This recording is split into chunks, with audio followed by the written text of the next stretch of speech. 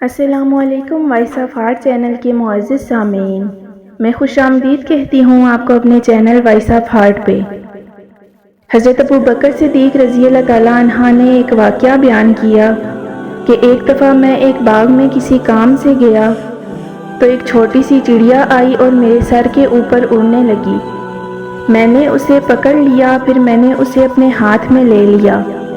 اتنے میں ایک اور چڑیا آئی اور میرے سر کے اوپر درخت پر جو شاخ تھی اس کے اوپر بیٹھ کر چیخنے لگی۔ مجھے خیال آیا کہ یا تو یہ اس کا بچہ ہے یا جوڑا ہے۔ مجھے اس پر ترس آیا، چنانچہ میں نے جب اس چھوٹی سی چڑیا کو اپنے ہاتھ سے چھوڑا تو وہ مری ہوئی تھی۔ مجھے اس بات کا بے حد رنج ہوا اور اسی وقت میں بیمار پڑ گیا اور 1 سال تک برابر بیمار رہا۔ اسی دوران میں نے جناب رسالت حضرت محمد صلی اللہ علیہ وسلم کو خواب میں دیکھا اور ان سے کہا، یا رسول اللہ، پورا 1 برس ہو گیا ہے، میں نماز بیٹھ کر ادا کرتا ہوں، کمزور ہوں اور بیماری مجھ پر پوری طرح سے حاوی ہو گئی ہے۔ آن حضرت صلی اللہ علیہ وسلم نے فرمایا کہ ایک چڑیا نے اللہ کے حضور تیری شکایت کی ہے، معذرت بے سود ہوگی۔ اس واقعے کے بعد میرے گھر میں ایک بلی نے بچے دیے۔